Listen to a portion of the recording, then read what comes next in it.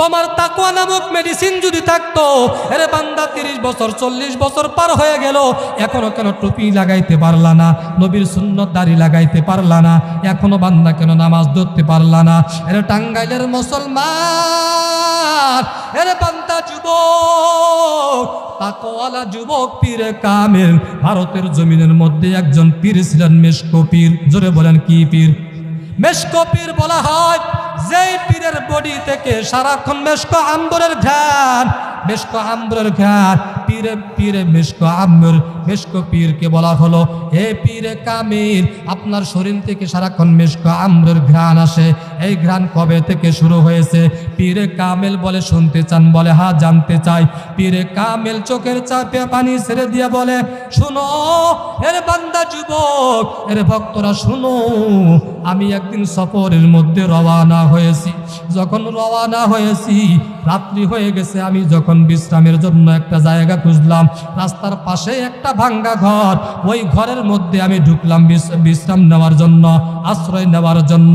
হঠাৎ ওই ঘরের মধ্যে একজন সুন্দরী রূপসী যুবতী, একজন মেয়ে কন্যা ঘরের মধ্যে ঢুকে গেল।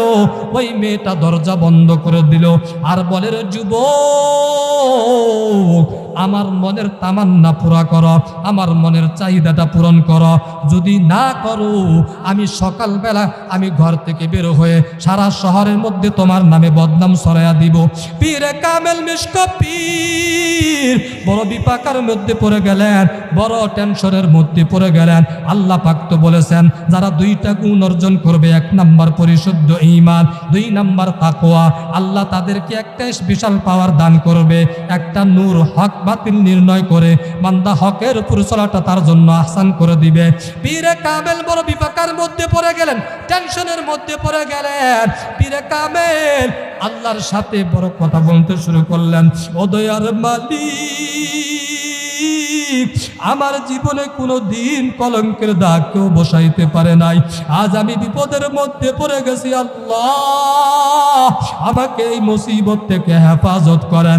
আল্লাহ তার মাথার মধ্যে একটা অটোমেটিক একটা সুন্দর পরামর্শ ঢুকাইয়া দিল, হে যুবক, হে পীরে কামেল বুজুর্গ আল্লাহওয়ালা, তুমি মেয়েটাকে বলো বাথরুমের দোহাই দিয়া, ফেরেশ হওয়ার দোহাই দিয়া বাথরুমের মধ্যে ঢুকে যাও। পীরে কামেল বলে হে যুবতী রূপসী সুন্দরী মেয়ে, আমি একটু বাথরুমে যাব ফ্রেশ হওয়ার জন্য। বলে যাও যাও, সুন্দরভাবে ফ্রেশ হয়ে আসো।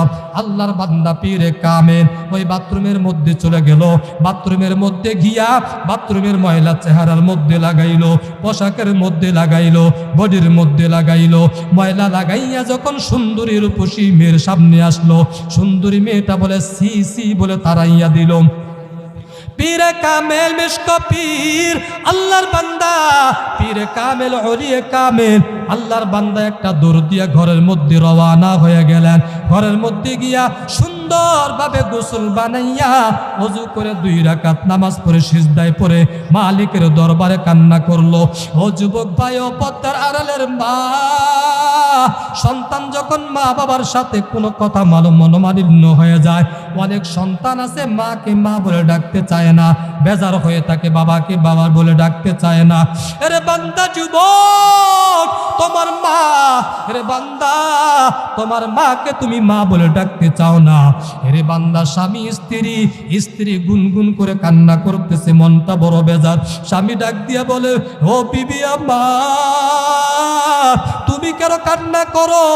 কি হয়েছে তোমার ভিতর, কি টেনশন? স্ত্রী ডাক দিয়ে বলে স্বামী আমার, আমার বড় দুঃখ, বড় মনের মধ্যে কষ্ট। আমার সন্তান 2-4 দিন হয়ে গেল, আমার সন্তান আমাকে ডাকে না, মা বলে ডাকে না। বলে কি কারণে? বলে আমি তাকে শাসনের কারণে একটা ধমক দিয়েছি, চোখ আঙ্গুরিয়ে কথা বলেছি, যার কারণে আমাকে মা বলে ডাক দেয় না, আমার মা বলে ডাক দেয় না।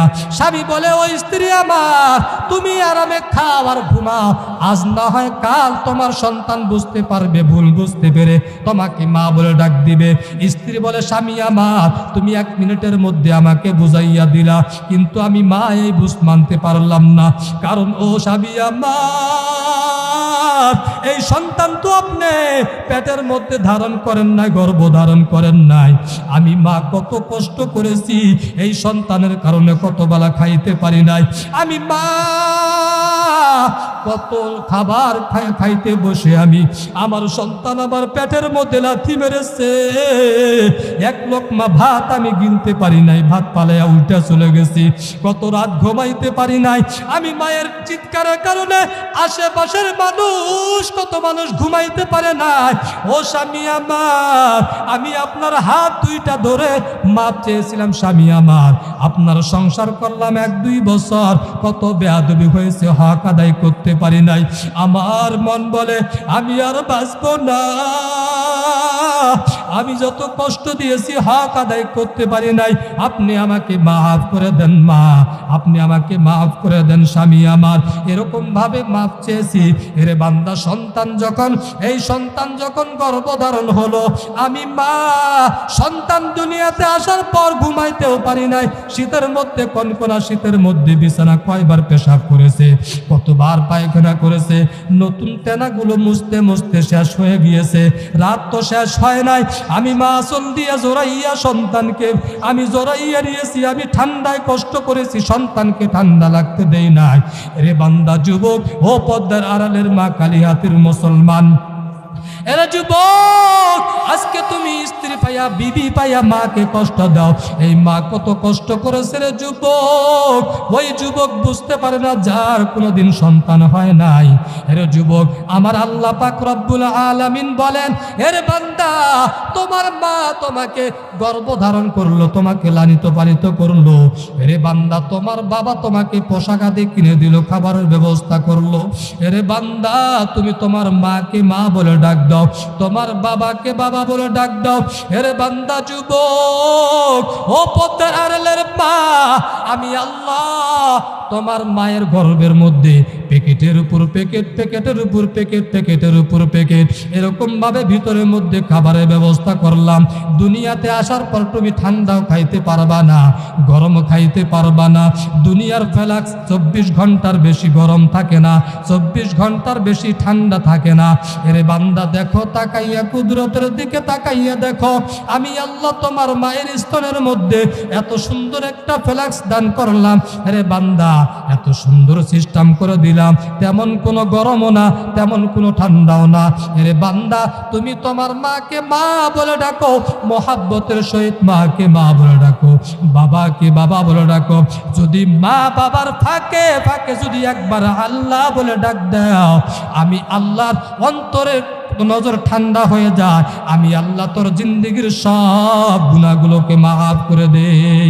ইয়া ইলাহি তু মেরা মাবুদ হ্যায়, ইয়া ইলাহি তু মেরা মাশুক হ্যায়, ইয়া ইলাহি তু মেরা হান্নান হ্যায়, ইয়া ইলাহি তু মেরা মান্নান হ্যায়, ইয়া ইলাহি তু মেরা খালিক হ্যায়, ইয়া ইলাহি তু মেরা রজ্জাক হ্যায়, ইয়া ইলাহি মুঝসে মুঝকো দূর কর, তাকে দেখো মুঝ মে তুঝকো এক নজর। হে নবীর উম্মতের দল, হে যুবক ভাই, হে পথের আড়ালের মা, হে কালিহাতির মুসলমান, আজকে মনোযোগ দিয়ে শুনেন।